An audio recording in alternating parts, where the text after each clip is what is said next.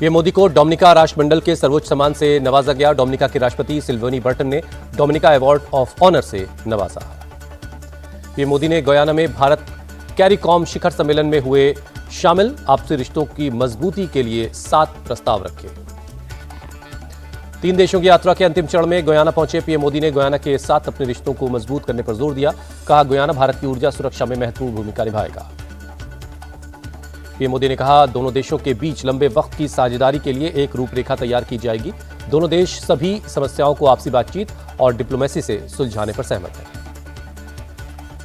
Guyana के राष्ट्रपति इरफान अली ने पीएम मोदी को वैश्विक नेताओं के बीच चैंपियन करार दिया। कहा, 56 साल बाद भारतीय पीएम की यात्रा दोनों देशों के रिश्तों को मजबूत करेगी। भारत और गयाना के बीच 5 अहम समझौतों पर दस्तखत हुए। रक्षा, व्यवहार, ऊर्जा, फार्मा और कृषि के क्षेत्र में सहयोग बढ़ाने पर सहमति बनी।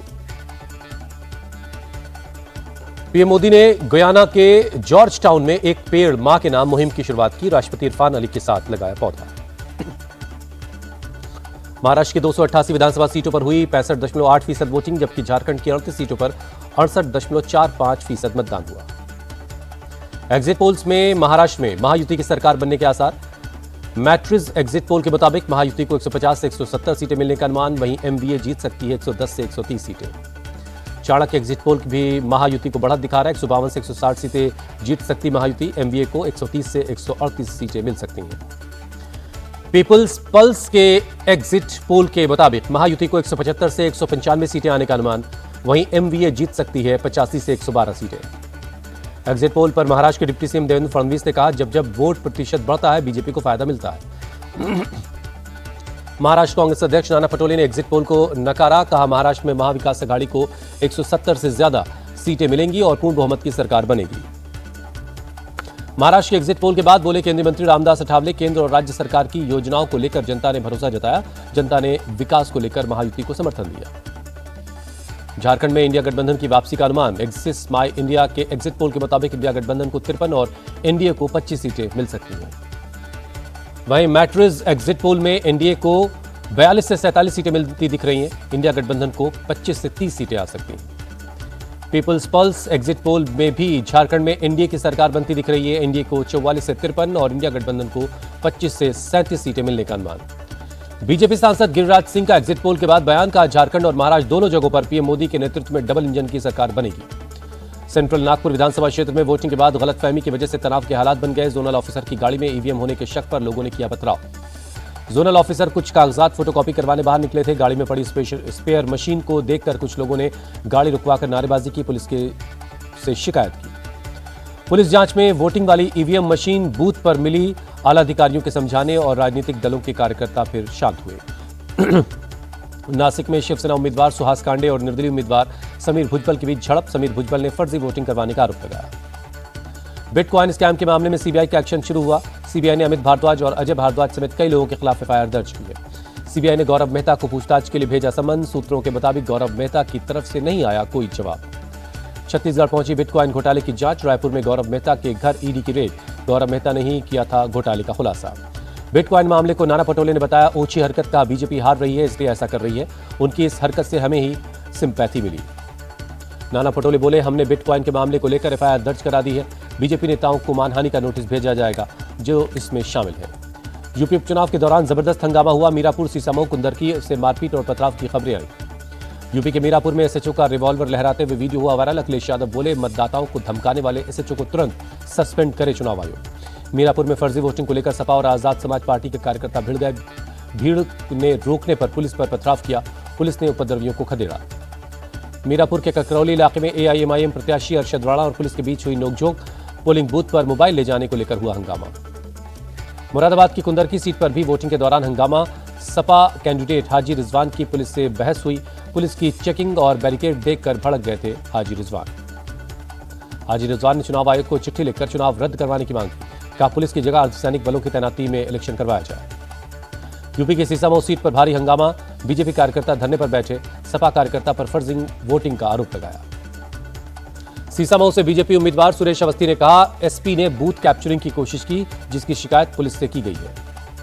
आरोप लगाने में समाजवादी पार्टी भी पीछे नहीं रही। सीसामऊ से सपा उम्मीदवार नसीम सोलंकी ने कहा, प्रशासन को मुस्लिम मतदाताओं पर भरोसा नहीं। अखिलेश यादव की शिकायत पर चुनाव आयोग ने कार्रवाई की, 5 पुलिस वालों को सस्पेंड किया।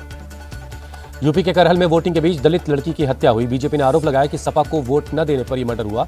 पुलिस ने 2 लोगों को गिरफ्तार किया है।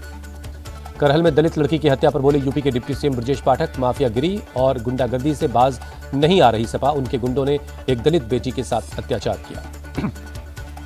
सपा चीफ अखिलेश यादव ने कहा, बीजेपी ये चुनाव वोट से नहीं खोट से जीतना चाहती है, यह हार से डरे हुए हैं। अखिलेश यादव का बड़ा दावा, कहा चुनाव के नतीजे हमारे पक्ष में आ रहे हैं, बीजेपी का सिंहासन हिल रहा है। सपा सांसद डिंपल यादव ने बीजेपी पर गुंडागर्दी करने का आरोप लगाया, कहा बीजेपी के एजेंट के तौर पर काम कर रहा था प्रशासन। यूपी बीजेपी अध्यक्ष भूपेंद्र सिंह चौधरी ने कहा, जैसे लोगों ने वोट किया उससे सपा की हार तय है। यूपी के मंत्री संजय निषाद ने भी दावा किया कि भारी बहुमत से एनडीए के उम्मीदवार जीतेंगे। मंत्री ओपी राजभर ने विपक्ष के आरोपों को बताया गलत, कहा जनता ने विपक्ष को वोट नहीं दिया इसलिए ड्रामा कर रहे हैं। यूपी कांग्रेस अध्यक्ष अजय राय ने कहा, सरकार के खिलाफ वोट करने वालों को परेशान किया गया। झारखंड में वोटिंग खत्म होते ही बीजेपी प्रदेश अध्यक्ष बाबूलाल मरांडी ने किया बड़ा दावा, कहा 51 से ज्यादा सीटों के साथ बनने जा रही है एनडीए की सरकार। बाबूलाल मरांडी ने कहा, मैं कभी मुख्यमंत्री पद की दौड़ में नहीं रहा, 23 नवंबर के बाद चुना जाएगा विधायक दल का नेता। झारखंड के वोट परसेंटेज से खुश जेएमएम प्रत्याशी कल्पना सोरेन, कहा लोगों ने विकास का रास्ता चुना है। झारखंड के मंत्री हफीजुल हसन का दावा, प्रदेश में बांग्लादेशी नहीं है, बीजेपी वाले सिर्फ बांग्लादेशी चिल्ला रहे हैं। राष्ट्रीय लोक समता पार्टी के अध्यक्ष उपेंद्र कुशवाहा ने महाराष्ट्र और झारखंड चुनाव पर दावा किया कि सभी जगहों पर एनडीए को बढ़त है। बागेश्वर धाम के पीठाधीश्वर पंडित धीरेन्द्र कृष्ण शास्त्री आज से शुरू करेंगे सनातन हिंदू एकता पदयात्रा। बागेश्वर धाम से ओरछा तक 160 किलोमीटर की पदयात्रा करेंगे। सनातन हिंदू एकता पदयात्रा के लिए भारी तादाद में उमड़ी लोगों की भीड़। 9 दिन की पदयात्रा के लिए देश के कोने कोने से लोग पहुंच रहे हैं। सनातन हिंदू एकता पदयात्रा से पहले बाबा बागेश्वर ने कहा, हिंदुओं को जगाना और जात पात को दूर करना उनका लक्ष्य है। रक्षा मंत्री राजनाथ सिंह ने लाओस में चीन के रक्षा मंत्री डोंग जून से मुलाकात की। गलवान समेत कई द्विपक्षीय मुद्दों पर बातचीत हुई। भारतीय सेना प्रमुख जनरल उपेंद्र द्विवेदी 5 दिनों के दौरे पर काठमांडू पहुंचे। भारत और नेपाल के बीच द्विपक्षीय रक्षा सहयोग को मजबूत करने पर फोकस रहा। केंद्रीय गृह मंत्री अमित शाह की 22 नवंबर को दिल्ली पुलिस के साथ बैठक, राजधानी में कानून व्यवस्था पर चर्चा करेंगे। गृहमंत्री अमित शाह से मिले छत्तीसगढ़ के सीएम विष्णुदेव साय, कहा नक्सली गतिविधियों को लेकर बातचीत हुई। दिल्ली के सीएम आवास में लगे गोल्ड प्लेटेड टॉयलेट सीट और वॉश बेसिन गायब हैं। दिल्ली के बीजेपी चीफ सचदेवा का सवाल, केजरीवाल बताएं दोनों सामान कहां गए। बीजेपी के कार्यकर्ता आज आप संयोजक अरविंद केजरीवाल के घर का करेंगे घेराव। सीएम आवास में मौजूद सामान का हिसाब किताब मांगेंगे। दिल्ली शराब घोटाले में मनी लॉन्ड्रिंग का मामला, पूर्व सीएम केजरीवाल ने दिल्ली हाईकोर्ट में याचिका दायर की, अपने खिलाफ चल रही कार्रवाई को रोकने की मांग। बंगाल पुलिस ने बंगाल बीजेपी चीफ सुकांत मजूमदार को हिरासत में लिया। हिंसा प्रभावित बेलडांगा जा रहे थे सुकांत मजूमदार। सुकांत की हिरासत के खिलाफ बीजेपी कार्यकर्ताओं ने प्रदर्शन किया। पुलिस और ममता सरकार के खिलाफ नारेबाजी की। सुकांत मजूमदार ने जताई नाराजगी, कहा ममता राज में हिंदुओं की आवाज उठाना गुनाह हो गया है। 25 नवंबर को डूसू इलेक्शन में डाले गए वोटों की गिनती होगी। डूसू के चीफ इलेक्शन ऑफिसर ने दी जानकारी। उत्तराखंड के पिथौरागढ़ में सेना भर्ती के लिए यूपी से भारी संख्या में पहुंचे अभ्यर्थी। हजारों की तादाद में पहुंचने से चरमराई व्यवस्था, चारों तरफ दिख रही है युवाओं की भीड़। कैंडिडेट्स की भीड़ को देखते हुए भारी संख्या में पुलिस बल की तैनाती की गई। भर्ती में आए छात्रों की समस्याओं के समाधान की हो रही है कोशिश।